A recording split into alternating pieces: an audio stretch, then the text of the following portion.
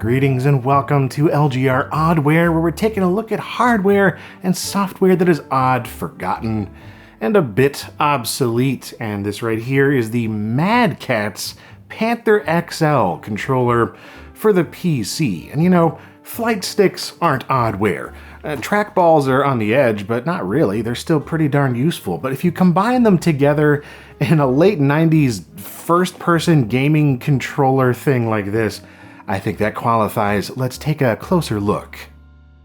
Alrighty, so this is the Mad Catz Panther XL, the first complete 3D combat controller, offering advanced control for first-person 3D action and flight sims with a lot of buttons and 360-degree independent move and aim control. Yeah, this was announced on Halloween of 1997, and it hit store shelves a month or two after that, towards the end of the year, costing $79.95. That was its suggested retail price, at least, on launch in 1997, although it wasn't long before it went on sale for lower prices from what I've seen. But yeah, this is a classic flight-style joystick plus throttle, a very little throttle, but it's there. The main thing, of course, is it has a whole trackball just grafted onto the side. And it's not just a solid red trackball, as the box art implies. It's actually a translucent, illuminated red trackball. It's actually pretty cool looking. Yeah, it lights up with the LEDs inside the actual unit itself. Supposedly, it's really great for first-person computer games in particular, and to that effect, it came with demos for Jedi Knight, Redneck Rampage, and Turok Dinosaur Hunter. This initial release of it, like I have here, but later on, it was actually bundled with some version of Half-Life. So yeah, all that to say, it really is designed for FPS gaming, not flight sims, like pretty much every other joystick on the market back then. Though you could still play flight sims, of course, but it's just not optimized for that, and we'll see why. But yeah, it has a lot of buttons. 9 individual buttons all on the joystick and around the trackball, as well as 2 4-way hats, that little throttle dial, and the trackball itself, plus an area around back where you can plug in an optional set of rudder controls through another 15-pin game port back here. And yeah, this all goes through just one game port. You can just plug that into your computer and get it all. And that's a lot of inputs for just a single 15-pin game port. There's 17 individual buttons here. Normally you only get 4, so what the heck was going on here? Well, it uses FP Gaming's Assassin 3D protocol, which predated this by a couple of years, but does pretty much everything you see here, and it passes digital packets through the analog game port and allows it through software to just get a whole bunch more axes and inputs and all that. It's the same kind of thing that Microsoft, Gravis, Thrustmaster, Logitech, and others did to extend game port functionality before USB made that unnecessary, with each one of those standards from each different company using their own incompatible custom digital protocols to slam data back and forth through the MIDI/game port, and they all required custom configuration software to use. Now, in terms of the other things that Mad Catz in particular was doing back then, well, I've done an entire video about the company's history up until some years ago anyway. They've sort of come back since then.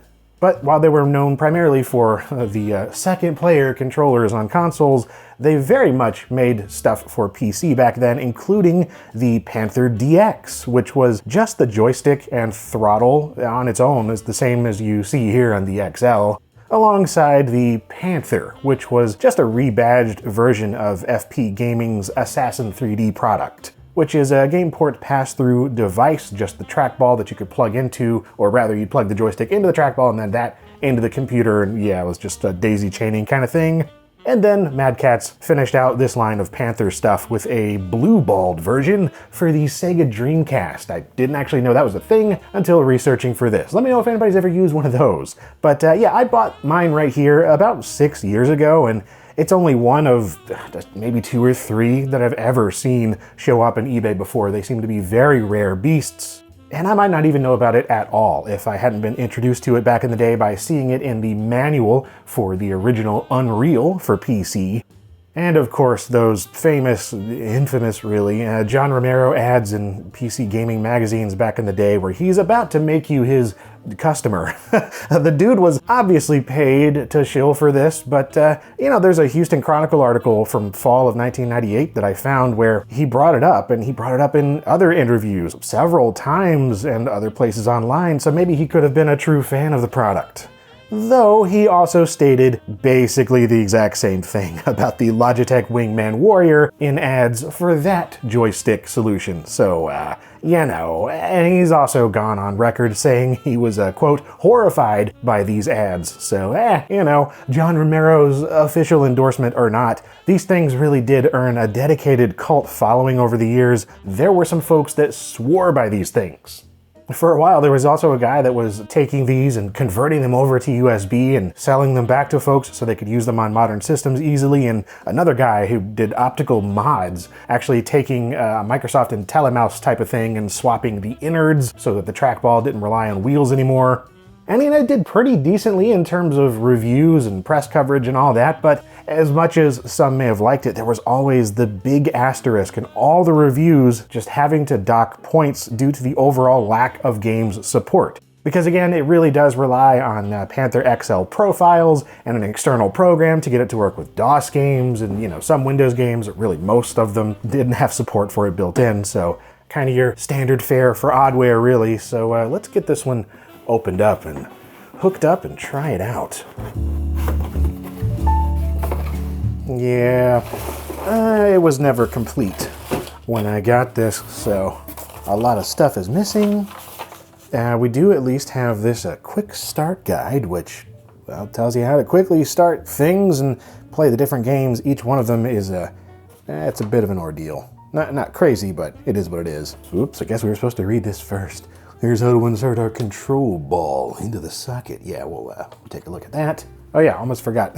I didn't have this in the box, but this is the Panther XL CD that I found. So yeah, that's the software and setup for the actual game port, which is kind of necessary.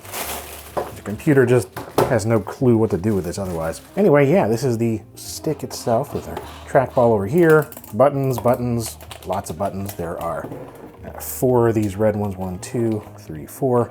2 different hats. There's where the rudder plugs in, and it does not twist or anything. So actually the trackball is typically treated as a rudder in flight sims, which is not ideal. But that's how that comes off. And there you go. There's our ball. Again, I just think it looks quite neat. And we got a nice clean ball bay, which is because I've cleaned it. Unfortunately, this is one of those where it's really suffering from that rubber degradation, so these have gotten really, really sticky, but you know, it's still usable at the moment. And that rubber, it's got one of those boots around it, which is also getting very sticky, but you know, it exists. And yeah, all you gotta do is plug it into the game port and get the software going, and yeah, let's go ahead and do that and give this thing a test with the games it came with, as well as some other stuff.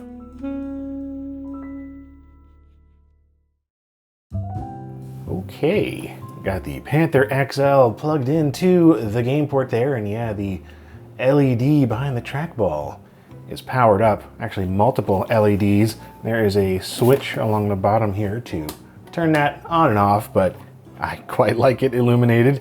In terms of getting it set up, the CD and the software that came with made it pretty self-explanatory. So you do have a Panther XL control center, but what you really got to do is go in here into your gaming options and make sure that the thing is actually selected from the list here. Once that's added though, then it's fine. You can do all of your calibration things here. Feels so good. And test out all of your 13 buttons, but really more than that because you have these 2 POV hats. Up to 17 inputs on here. And the trackball over here acting as, at the moment, kind of a rudder, like a relative position rudder. It's a little odd. Got their little teeny little throttle down there, and in terms of setting it up, I mean, it's just normal calibration stuff really. But you also have this Panther XL control center taking care of a majority of the configuration settings for various games, mostly DOS games in here, but not all of them are DOS games. So, the way this actually works, being that it is such a complicated device going over a game port, is it is fully relying on the software itself and or individual games being coded to use this thing directly. And obviously anything before really 1998 is going to have no idea what to do with this. With a few exceptions, there are some 97 games that have support for the earlier Assassin 3D, which is really the same thing. As the README file goes over here, the Panther and Panther XL are 100% compatible with FP Gaming's Assassin 3D, any game drivers or configurations, which mention that will work for the Panther as well. So it does extend the number of games a little bit. It's not like the Assassin 3D was extremely popular either, but yeah, first off, let's just go back to, actually no, we're gonna start with the things that it came with, or a couple of them anyway. Like the Jedi Knight demo. And this has support for the Panther XL built right into it. Confusingly, Unreal 3D, A3D for the sound is also supported, but Assassin 3D is abbreviated A3D all the time, so you see both, but anyway. Select my profile here. The way that this works is you got to go over into the controls, and you don't do anything in terms of setting up the joystick here. This is just going to look at whatever's on the game port and try to configure it via what it can, but considering this is a unique setup, it needs a unique configuration file. So this is not the right thing to click on. What did I do? Here we go.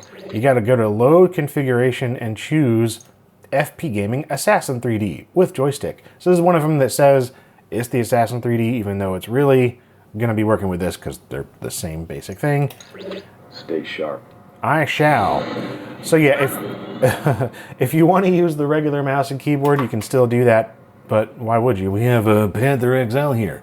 So by default, this is using the joystick as strafe, move forward and backward. We've got our various inputs for, well, I guess those don't do what I thought. Oh yeah, this is kind of a weird one.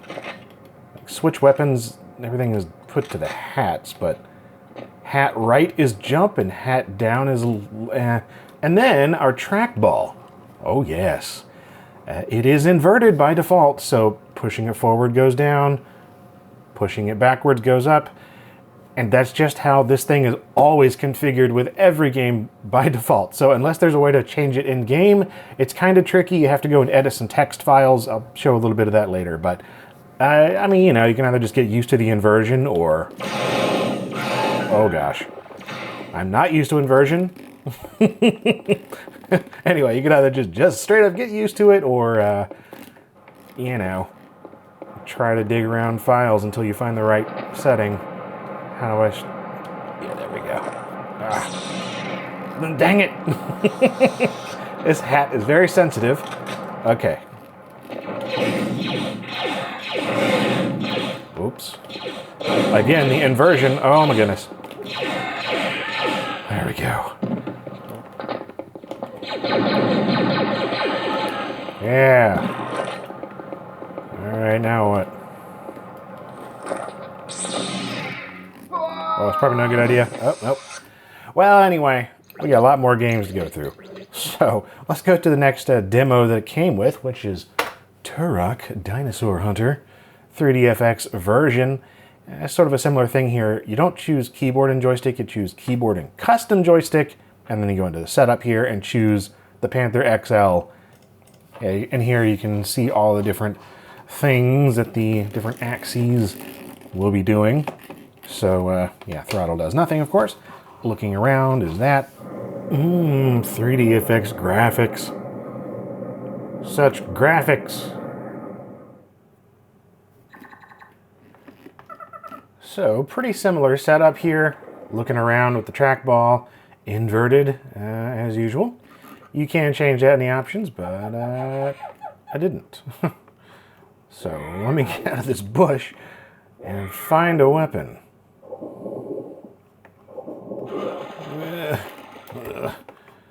Man, it's so counterintuitive for me. Not necessarily the inversion, although I'm not super used to that either, but it's the fact that I'm looking around with the left hand and then moving with the right. Just about every other setup I ever use is the opposite of that, whether it's a controller or a keyboard and mouse or arcade games. Anyway, something I'm sure that you can get used to, but yeah, sure you can get used to it, but man, that and the sensitivity. I haven't actually seen a way to adjust the sensitivity of the trackball to make it less twitchy and kind of like, it just kind of is what it is. I just hunted a dinosaur. It's almost like that's what this game is called. Anyway, I mean, it works fine. But let's really put this to a test with something that I'm more familiar with. Good old Unreal Tournament is what we're gonna try here next. And it was advertised in the booklet for Unreal, I think I mentioned earlier. It might have been in some editions of this as well, but Epic definitely had a bit of a thing going back and forth with Mad Catz. The input, all you gotta do is change, well, nothing.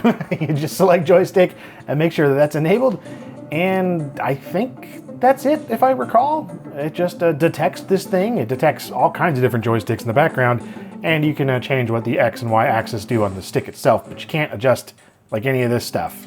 Because again, it's just configured for that using things in the background, which is both awesome and a bit of a bummer because it'd be nice to really fine-tune some of these controls, but okay.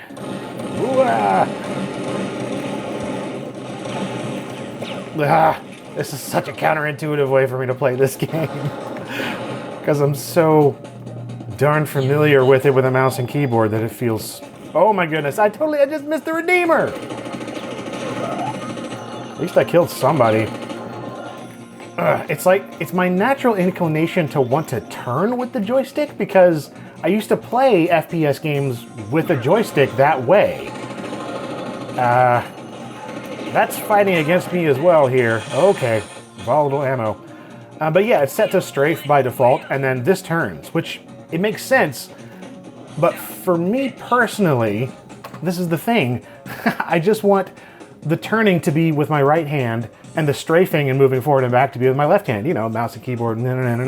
You have to untrain that. And I know that would not have been as much of a thing in the 90s, right? Because oh my goodness, mouse and keyboard, WASD controls and all that weren't necessarily standardized yet. It's undeniably a really cool system if you get used to it, I think. I don't want to get used to it. I don't like this. It feels bad. And I have tried it to where, the joystick makes things turn, and this makes it strafe, or even other buttons make things strafe. None of it really helps my gameplay experience because I'm just not used to it. Yeah, I'd simply have to spend so much more time with it. On that note, Quake 2 is something I had to mess around with a bit and spend some time with and figure out first, because if you just open it up, it doesn't know what the heck to do with it. You actually have to open the Panther XL Control Center, and Quake 2, it has a configuration here. Once you've selected that, you tell it where the app is, and then you launch it through here, and then it has an executable that runs that then opens up Quake 2 and tells it that, hey, the Panther XL is a thing. But yeah, once you're in the game, it is all good. At least it would be if you were familiar enough with the way that this feels. The whole thing was that, you can counter strafe and do things like that. But you can with a normal mouse and keyboard, so it's really odd. Let me read you this description, okay? It's from 1998, I think. It's just on a website I found. It says, the Panther XL allows the player to free look, totally independent of the direction of travel. With this independent control, you can run one direction and fire in another without breaking stride. You can also slide around corners with your gun, always aimed in front of you. As if you couldn't with a mouse and keyboard? I mean... Or, a trackball and keyboard? Why do you need the joystick is the thing. I guess the combination of having the joystick while they were still in vogue, and then also being able to use it with a flight sim. You know, obviously I'm not good with mouse and keyboard either, but I don't know. I could almost see the appeal of this. It's just 25 years later, it's a hard sell coming at it fresh. Speaking of which, let's try a flight simulator, Combat Flight Simulator. And yeah, for this, you have a pretty standard joystick selection because as far as I know, this doesn't have any specific support for the Panther XL. Where are we gonna go here? Let's do Central Paris. All right. And yeah, this right here is really just going to be treating it like a normal joystick. And this right here acts as a rudder by default. If you're just playing a flight sim, the trackball will just act as whatever the rudder axis is on the joystick, unless you hook in an external optional rudder device around there with the other game port pass through in the back. But yeah, just on its own, it's literally just a rudder. And I think, kind of weird too, it doesn't self-center.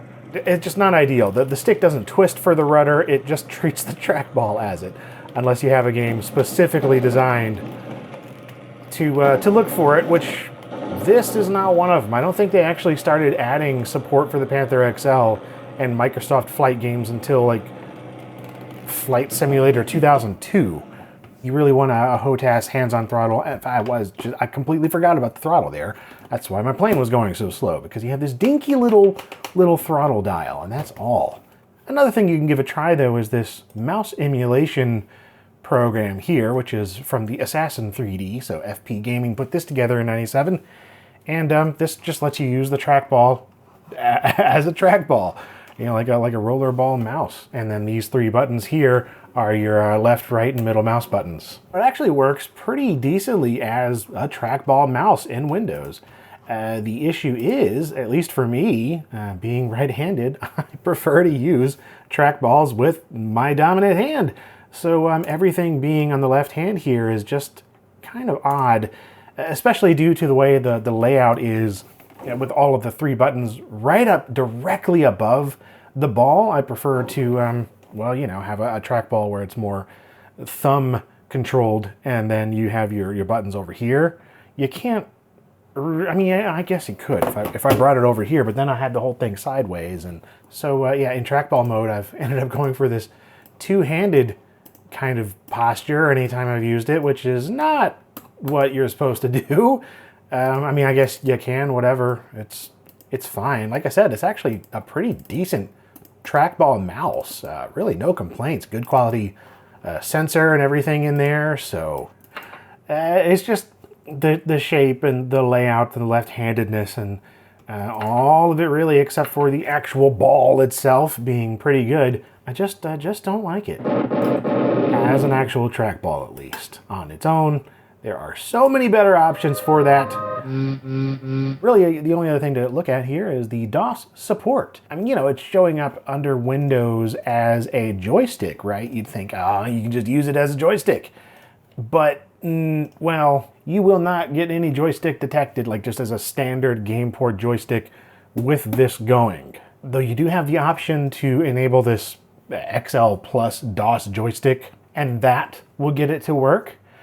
But again, you're not going to be able to use most of what's on here, just the normal 4 buttons and the stick itself, and I think maybe the throttle, but that's it, because that's what DOS games see. But, you know, if you really want to play Commander Keen with the Panther, you can. Maybe it needs to be in 2-button firing or something. Yeah, that's kind of working. Well, anyway, not ideal for this either, obviously. However, there is more to its DOS support than that. So if you go back to this just regular XL mode without the DOS detection being enabled, and then go into the control center again, you have your selection of DOS games here, and then more that you could download online back in the day. And it came with Redneck Rampage as a demo, but who wants to play that? Let's play Duke Nukem 3D. And this is interesting So it has this game execution layer. You point it towards the game, kind of like what we were doing with Quake 2, but with this though, you have to go into, well, at least with build engine games, you have to go to, not keyboard and joystick, I thought it was that. No, it's keyboard and external. And then you do setup external and point it towards this A-Launch program. Yeah, it's right here in this Mad Catz folder, along with everything else.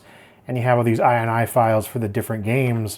And if you want, you can adjust things individually here if you decipher what these mean. A lot of these you control in the control center here and just change the inputs to the different in-game actions. But if, for instance, you want to make it so that it's not inverted, you just change the 0 to 1 here, the P invert. Looking up and down will function non-inverted. And you can launch it either through a custom shortcut or just clicking Launch App.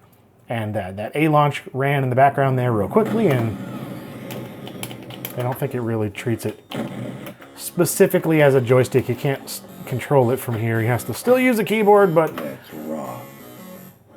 But yeah, from here, you pretty much get what you get with all the other games. Strafing and moving forward and back with the joystick, and then looking around sort of a mouse look mode with the trackball, now not inverted. And yeah, it's independent of mouse aiming being on or not. Like, it doesn't matter. This is not a mouse as the game is seeing it. And the mouse is totally disabled over here.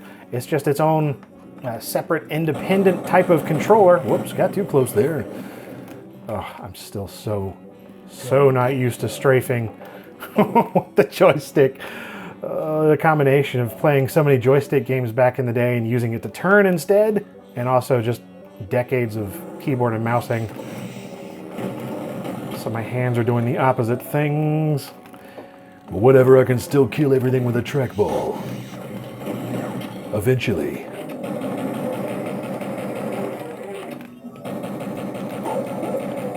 Like, the more I do mess with it, I can start to see the appeal. Because you can, whip around real quick and... Yeah, it could make sense. You would just have to really spend a lot of time. Ugh. I think I was almost getting used to the inversion. Now the non-inversion is messing me up. I'm just bad all around. Well, that's the Panther XL from Mad Catz. A device that is really actually not that bad, but I completely get why it didn't take off exactly. And it's not something I'd want to use today, that's for sure. Yeah, that's about it for the Mad Catz Panther XL. An amusing device indeed that I'm on the edge of actually liking, but it kind of sucks. Okay, that's not really fair. It's just that for me personally, 2.5 decades later, for all of my own preferences and things that I'm used to, it just doesn't work with my brain. Don't get me wrong, I actually quite enjoy trackballs, and I like flight sticks as separate things. It's just any time that I've ever used them in the past, and nowadays, the joystick is going to be used with my right hand, sure, but so is the trackball. So moving everything that I would normally do with a mouse over to my left hand as a right-handed person, it just doesn't work with what I want to do in games. It's just always with my right hand, whether or not the trackball is integrated into a laptop, an old laptop, or I'm using it with a desktop as a standalone peripheral, or even with arcade games like my Missile Command cabinet, or anybody remember the arcade game The Grid? Yeah, that cabinet has a pretty similar setup indeed with the control panel. You got your joystick on the left though, and the trackball on the right, which in my opinion makes more sense for at least what I'm used to. Even on a keyboard and mouse, I'm moving, strafing with the left hand and aiming with my right, which is how it works on the Grid and is the exact opposite of what it is on the Panther XL. So I think that I might actually prefer the separate standalone setup where you just have the Panther or Assassin 3D thing, the trackball that you could plug into, or plug a joystick into that, and then I could swap them around and maybe that would work better for me, but even then I would still be stuck using a joystick for first-person games, which was not uncommon, and I mean, I even did that in the 90s myself, but it's just the keyboard is so much better, or even a little analog stick these days, in my opinion and experience or whatever. So I have no doubt that people loved this thing and really got very good at it. It just doesn't really make sense to me nowadays, but that does make it prime oddware, and I'm really glad to have found one of these some years back so we could experience it. And hey, if you did happen to have one of these back in the day, or perhaps you still do for the PC or the Dreamcast, let me know in the comments your thoughts on it back then and now. Like I said, I can kind of understand the appeal in late 97, 98, but less so a quarter of a century later. But hey, who knows? Either way, thank you very much for watching this episode of LGR.